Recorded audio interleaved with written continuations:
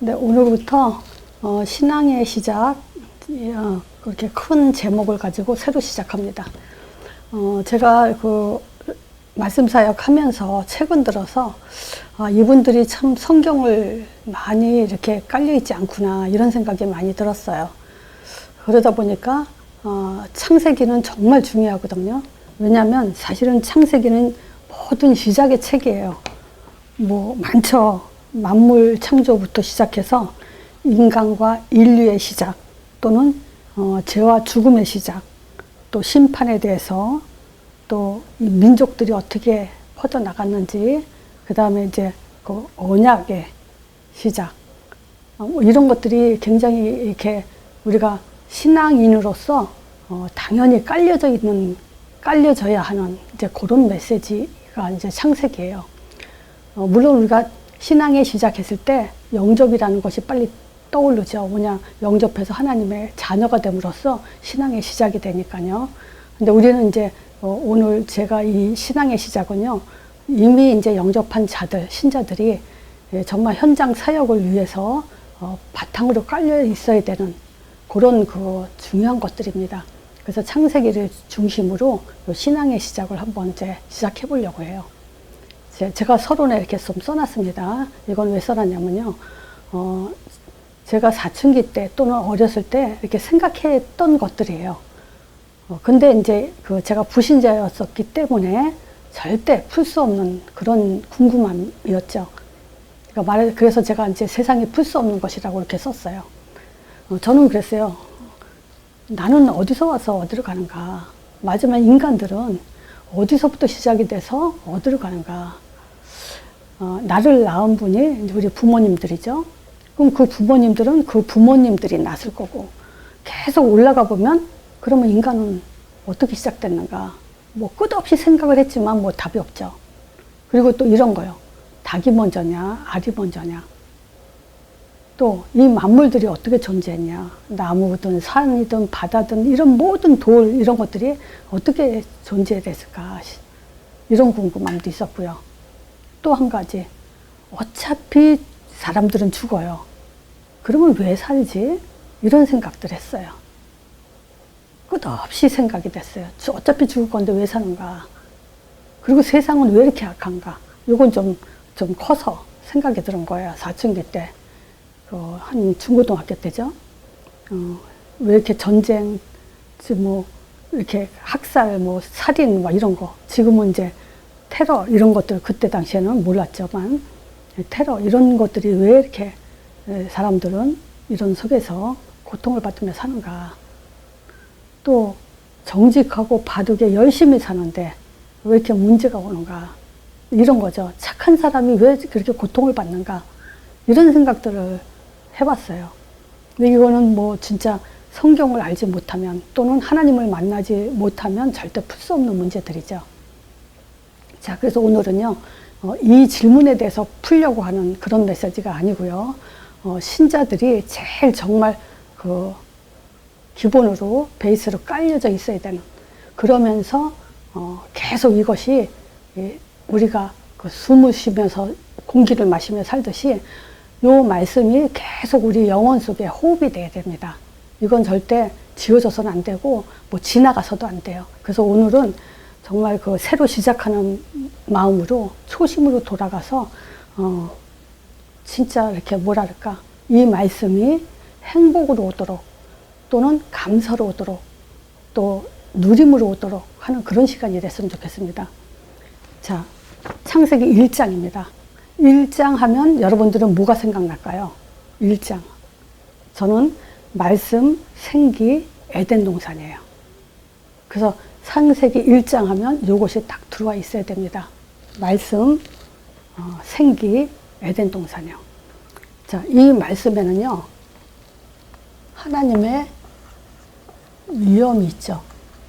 권위가 있고요. 능력이 있어요. 말씀에 능력이 있고요. 말씀에 권위가 있어요. 그래서 그 말씀의 위엄이라는 것은요, 이 말씀은 반드시 성취된다는 거예요. 능력이 있기 때문에 이 말씀 성취는 이루어지고 있어요. 이 말은 뭐냐? 아무도 막을 자가 없다는 거죠. 그래서 제가 이 말씀, 정말 이 말씀이 다구나라고 이제 마음에 온 성경 구절들이 있어요. 그게 창세기 1장에 5번이나 말씀하신 그대로 되니라, 이게 기록되어 있어요. 1장 7절이죠.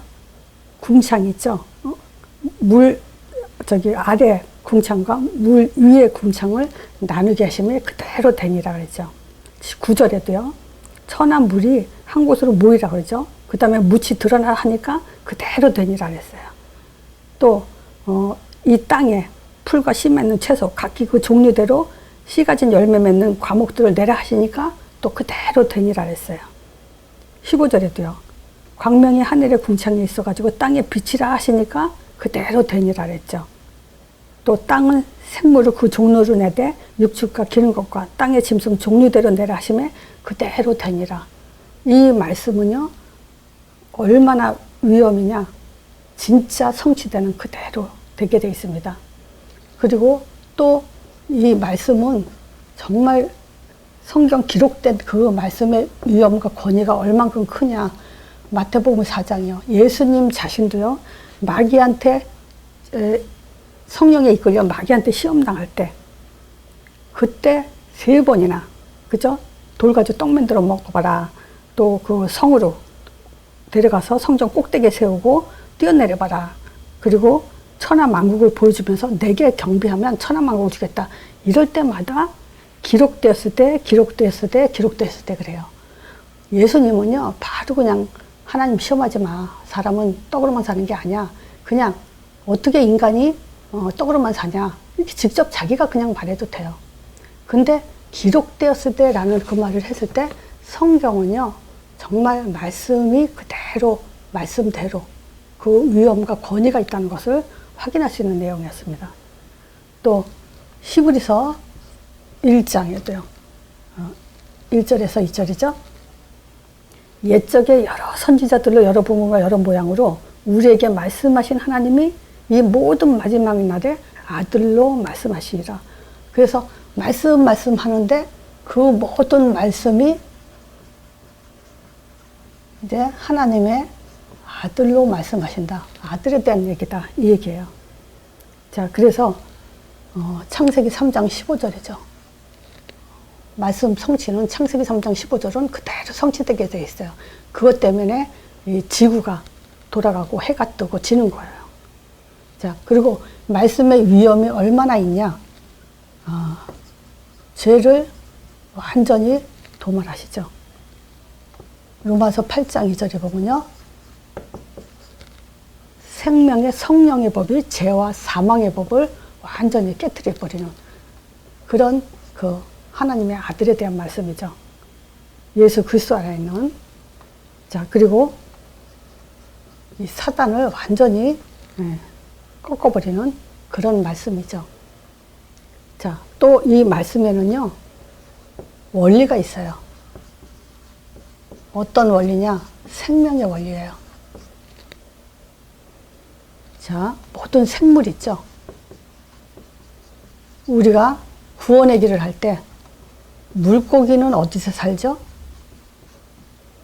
나무는 어디서 살죠? 새는 어떻게 살아야 행복하죠? 이거 하잖아요. 이 원리는 벗어날 수가 없어요. 벗어나면 죽는 거죠. 그래서 나무가 뿌리가 살짝 뽑힌 채로 살아있는 것 같지만 결국은 죽게 돼 있죠.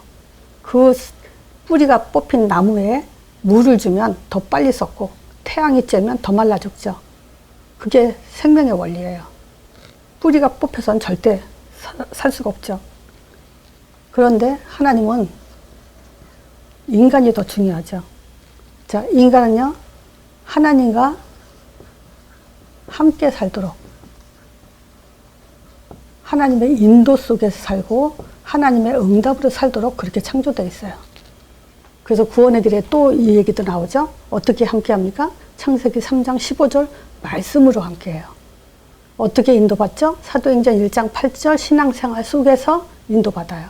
그래서 우리가 신앙생활이요, 사도행전 1장 8절이 없으면 거기에 포인트가 돼 있지 않으면요, 그건 신앙생활이 아니죠. 또 응답은 뭐죠? 전도자의 삶. 사도행전 1장 8절 전도자의 삶 속에서 응답을 받게 돼 있습니다. 우리가 이거를 철저하게 하지 않으면요, 모든 종교에 다 지게 돼 있어요. 그러면 결국 뭐죠? 내가 죽죠. 그래서 제가 무슨 생각이 드냐면, 거짓말하는 사람 있죠. 이 거짓말을 그냥 했어요. 근데 요거를 사단이 활용해요. 그걸 사단이 이용하죠. 그러면 내가 죽어요. 거기에 당하게 돼 있어요. 우리가 복음도 마찬가지예요. 정말 하나님과 함께 하지 않으면요, 여기에 복음에 조금이라도 섞이잖아요. 그러면 내가 초점이 있든지 종교가 섞였든지 체질이 안 벗겨든지 하면요, 사단이 그걸 이용해요. 그럼 결국 내가 거기에 올무에 걸리게 돼 있어요. 인간은요, 반드시 하나님과 함께 인도 속에서 응답받으며 살아야 되는데, 저는 그렇잖아요. 이 하나님이 그 설교 속에서, 우리가 목사님들의 설교 속에서 하나님과 함께 해야 된다. 우리는 하나님의 인도 속에 살아야 된다. 그리고 응답받으며 살아야 된다. 맞는 말이에요. 당연히 그렇게 설교해야 되고 들어야 되죠. 근데 어떻게 하는 게 함께 하냐? 저는 그걸 설명하는 거예요. 어떻게 인도받는 게 인도받는 거냐? 어떻게 응답받는 것이 응답받는 거냐? 그게 안 되면요, 결국 내 기준이 돼버리면, 또 성경적으로 그게 눈 떠지지 않으면요, 결국 그거는 또 종교가 돼버리는 거죠. 자, 그리고 하나님의 말씀에는요, 다시요, 위험이 있고요, 원리가 있고, 지금 비밀이 있어요. 하나님의 말씀에는. 자, 골로새서 1장 27절, 28절에 26절, 17절이네. 26절과 27절에 잘 나와 있죠. 만세와 만대로부터 감췄던 비밀이죠, 이거는. 자, 근데 이제 그의 성도들한테 나타났다 그래요. 자, 그러면서 지금 이 비밀은 우리 안에 계신 그리스도신이 곧 영광의 소망이라 그래요. 그래서 비밀은 뭐냐? 그리스도예요. 이거는 감췄던 거예요. 그런데 골로새서 2장 2절에서 3절에 이 비밀 안에, 그리스도 안에는 지혜와 지식의 모든 보화가 감춰 있다 그랬죠. 모든 보화. 최고의 가치라는 거예요. 자, 그러면서 비밀 중에 또 비밀은 뭐냐면요, 부르심이에요. 아무나 부르지 않아요. 선택받아야 돼요. 하나님이 선택한 자가 있죠. 예비된 자가 있어요. 자, 그래서 우리가 전도가 쉽죠. 뭐냐, 아무나 붙들고 해도 들을 사람은 듣는 거고, 못 알아들으면 못 알아들어요. 그래서 우리가 전도하다 보면요, 그런 말 한다고 그 사람들이 알아듣겠냐, 그거 걱정할 필요가 없어요. 선택된 사람은 알아들어요. 자, 그래서 우리는 담대히 이 복음을 말할 수가 있는 거죠.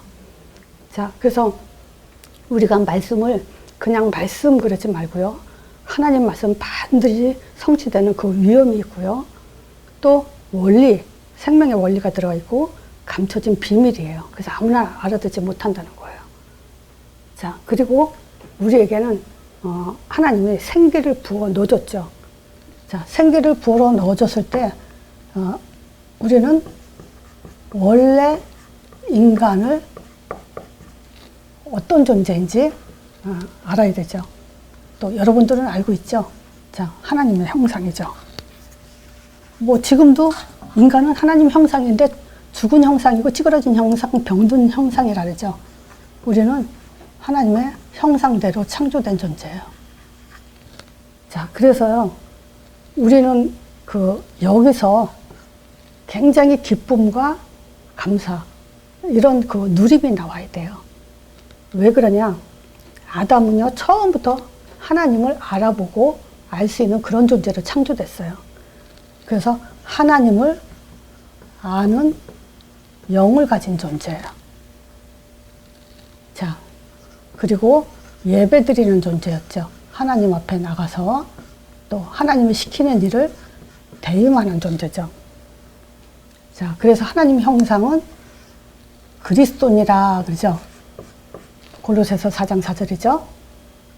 이 세상에 미혹하는 영이 이 그리스도만 모르게 한다고 고린도후서 4장 4절에 있죠. 자, 그러면 그건 뭡니까? 결국 그리스도만 모르게 하면 사단은 이기게 돼 있어요. 그리고 뭐냐? 사단은 요것만 말하지 않게, 알지 못하게 계속 공격하는 것이 하는 일이 요 그리스도만 모르게 하는 거예요. 그게 뭐냐? 죽이고 멸망시키는 방법이니까. 자, 하나님의 아는 영, 선지자적 기능, 제사장적 기능, 왕적 기능을 말살시키는 것이 사단이 본격적으로 하는 짓이죠. 근데 하나님은요, 반드시 하나님은, 제가 그 얘기 많이 하죠. 왜 우리를 하나님 형상대로 졌냐? 하나님은요, 전능하시고 영원하시고 무소부지하고 무소불능하신 분이지만 혼자 영원히 살고 싶어 하지 않으시기 때문에, 사랑의 대상으로 우리를 창조했기 때문에, 사랑의 대상인 우리에게는요, 하나님 아는 그런 그 선제적 기능과 예배드리는 감사의 기능, 그리고 대임할 수 있는 그런 기능을 우리에게 처음부터 이렇게 창조하신 거예요. 그래서 짐승과 다르죠. 짐승이 아무리 IQ가 있어도요, 절대 하나님을 알 수 없고요, 예배드릴 수 없고 대임할 수 없어요. 자, 우리는 이 특권을 특별한 하나님의 사랑의 대상으로 그렇게 창조됐죠. 자, 창세기 3장 인간의 근본 문제 때문에 다시 하나님은 생기를 넣어준 것이 창세기 3장 15절이에요. 요게 생기는 말씀을 말하는 거예요. 어떤 말씀이냐? 요 말씀이 바로 생기예요. 자, 그래서 여자의 후손, 즉 하나님의 아들, 요걸로 우리가 하나님 존재를 확인하는 그런 답을 갖고 행복해야 돼요. 답 다 가진 거예요. 하나님의 아들을 안다는 것은. 근데 우리가 그 출애굽기에 보면은 모세 태어났을 그 당시에 그 바로 왕이 아기들 다 죽이라 그러죠. 그거는 무슨 전략이죠? 오실 메시아 못 오게 하려는 전략이죠. 또 예수님 탄생하실 당시 헤롯이 또 2살 미만 애들 다 죽이라 그러죠. 그것도 메시아로 말살시키려 오시지 못하도록, 그런 사단의 전략은 계속했지만요, 아무도 막지 못했어요. 자, 그 하나님의 아들이 결국 발꿈치를 상함으로 인해서 우리의 그 십자가 고난을 통해서 모든 문제를 다 이뤘다고 요한복음 19장 31절에 얘기하죠. 다 이루셨어요. 그리고 예수님은 또 우리의 뱀의 머리를 완전히 박살내셨죠. 자, 부활의 능력입니다.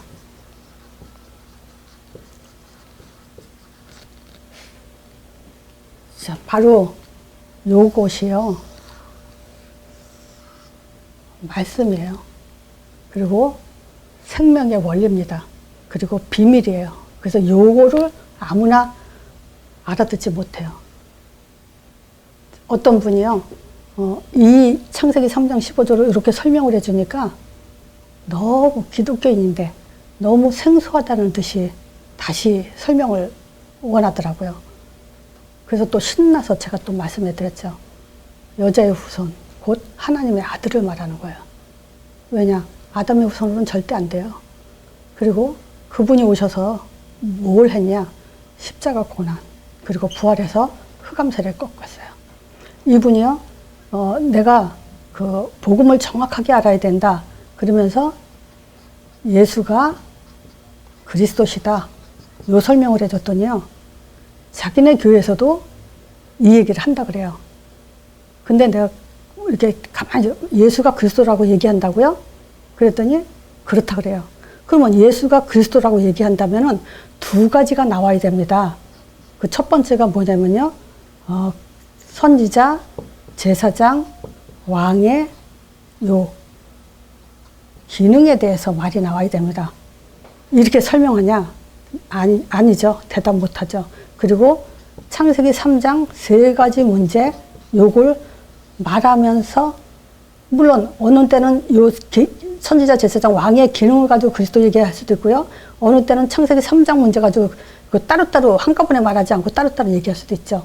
근데 그렇게 얘기하냐? 예수가 우리의 하나님 만나는 길 되시고 제사장이 되시고 왕이 되시냐? 이렇게 말하냐? 그리고 예수가 이 창세기 인간의 근본 문제 이걸 해결했다고 그렇게 말하냐? 대답 안 해요. 그렇게 말하지 않아요. 근데 그분은 왜 그러냐면 예수 그리스도 이 얘기를 하니까 우리도 예수 그리스도 얘기한다 이렇게 말하는 거예요. 근데 그게 아니에요. 그 사람은 지금 예수가 그리스도란 말을 못 알아듣고 있는 거예요. 그냥 예수 그리스도 얘기하면 예수가 그리스도라고 얘기하는 거예요. 그래서 이걸 계속 반복해서 얘기해 줬더니요. 그 뭐가 다르냐고 물어봤길래 내가 이렇게 설명해 준 거예요. 요거를 아는 사람이 우리가 기도할 때 맨 끝에 예수 그리스도 이름으로 기도합니다. 이렇게 하는 거죠. 근데 우리가 메시지에는 예수가 그리스도 일을 하셨다. 그게 설교고 그게 메시지예요. 근데 그렇게 얘기 안 해요. 그냥 예수님이 어쩌고저쩌고 예수 그리스도가 어떻게 이렇게 얘기지 요 두 가지를 말하질 않아요.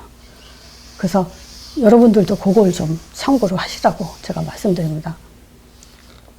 자, 그래서 지금 창세기 3장 15절 요 생기가 바로 그 말씀의 위엄을 가진 거고요. 요게 말씀이에요. 그리고 생명의 원리고 이게 비밀이라는 거예요. 자, 그래서 이 답을 가진 자에게 하나님은 우리에게 그 에덴 동산에, 즉 하나님의 동산에 어떤 축복이 있는지 보이는 축복을 얘기했죠. 자, 에덴 동산에 네 강줄기, 에덴 동산을 발원해서 이렇게 물이 흘러가는데 네 강줄기를 이루게 돼 있죠. 이 얘기 몇 번 많이 했어요. 어떤 분은 다 외우고 계시더라고요. 비손, 요거는 금이 들린 곳. 기혼, 경주자, 항상 앞선 자. 경주한다는 건 뭐죠? 항상 앞에 서려고 달리는 사람들이죠. 자, 그리고 휘대계, 형통, 또 유브라데. 이건 비옥하다 또는 종교 이런 의미를 갖고 있죠. 그러면 보세요. 하나님의 동산을 내서 모든 축복이 다 흘러가게.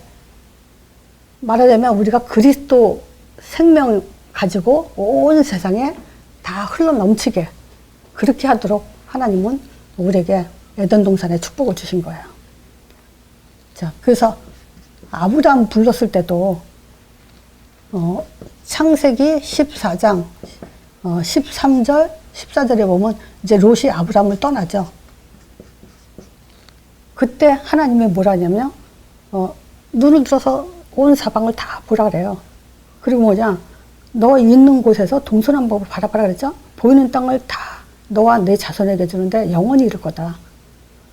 그러니까 아브라함에게 어떤 축복을 줬냐, 에덴 동산에 축복을 준 거예요. 여호수아 1장에도 여호수아한테 모세에게 준 것처럼 이미 모세에게 말했죠. 발바닥으로 밟는 땅 다 주었다고. 그러니까 너에게도 주었다. 이렇게 얘기하죠. 자, 우리가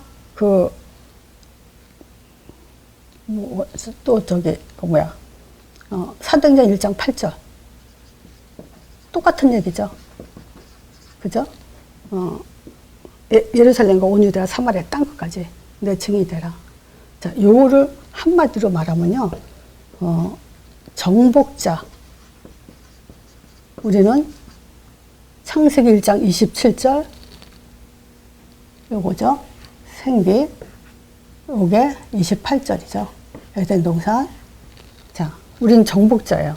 근데 이 정복자에게 하나님은 에덴 동산에 축복을 준 것이 뭐냐면 성령 충만이에요.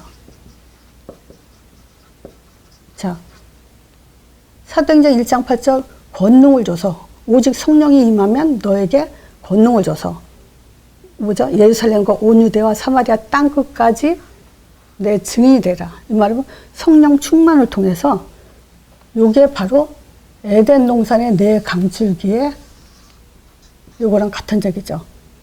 이것이 성령 충만이 온 땅에 지금 흘러가게 하는 거죠. 자, 성령 충만은 이제 사도행전 1장에 답 가진 자에게 주죠. 아무에게나 주지 않아요. 그래서 베드로나 바울 이 사람들은 종교에서 완전히 바뀐 사람이죠. 베드로 같은 경우는 예수님을 3번이나 부인했는데 뒤집어졌죠. 이제 성령 충만 받고 나서. 그래서 성령 충만 받았다는 것은 있잖아요. 바뀌었다는 거예요. 사람이 달라졌다는 겁니다. 이제 어떤 존재냐. 시험 드는 사람이 아니에요. 삐지는 사람이 아니에요. 성령 충만하다는 것은. 말하자면 이제 누리는 자죠. 결론적으로 말하는 겁니다. 여유를 갖고 있고 초월할 수 있는 사람이죠. 결론적으로 말하면. 그리고 치유하는 자죠. 살리는 자죠. 그렇잖아요. 인생 방향을 바꿔주는 자죠. 이게 성령 충만한 자예요. 자, 이 성령 충만이요. 에덴 동산처럼 네 강주기가 흘러 넘치는 것처럼 그렇게 흘러 넘쳐서 어떻게 되냐. 전도의 문을 강줄기가 흘러가 넘치게 그렇게 하는 거죠. 자, 3번째 말씀 성취를죠.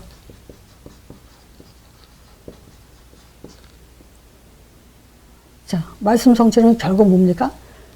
강줄기가 흘러 넘치게 됨으로 인해서 지금 경제 축복, 금이 들린 곳. 이 말은 뭐죠? 경제 축복. 또 항상 앞선 자, 꼬리가 되지 않고 앞서고 항상 형통한 삶, 비옥한 삶. 이 응답을 받는 그런 말씀 성취죠. 그런 축복이고. 자, 이런 제자가 돼야 되고 제자를 찾고 세워야 돼요. 현장은 반드시 그 응답이 있는 곳이에요. 자, 그러기 위해서 우리는 이런 정복자의 삶을 지속하기 위해서 교회에 힘써야 돼요. 교회를 세우고 교회에 힘쓰는 그런 응답의 사람이 되게 되죠. 자, 그래서 지금 창세기 1장을 잘 말씀에 담으세요. 말씀과 생기와 에덴 동산. 그러면 이제 지금 설명, 말씀에는 뭐가 있다 그랬죠? 위엄과 원리와 비밀이 있다 그랬죠. 자, 생기는 뭐죠? 창세기 3장 15절, 그리스도의 삼직 기능. 또 에덴 동산은 뭐죠? 에덴 동산에 보이는 축복을 주셨는데 그게 사실은 사도행전 2장의 5가지 응답. 요게 신자의 원형으로 정말 뿌리가 잘 내려져야 됩니다. 자, 다음번에 신앙의 시작 2번째는요. 창세기 3장을 할 거예요. 창세기 3장도 정말 뿌리 잘 내려야 됩니다. 그래서 우리가 현장의 만남 속에 정말 전달하고 또 우리 자신이 확인하고 정말 이 답을 가지고 늘 행복하고 감사한 그런 삶이 돼야 됩니다. 자, 이걸로 마치겠습니다.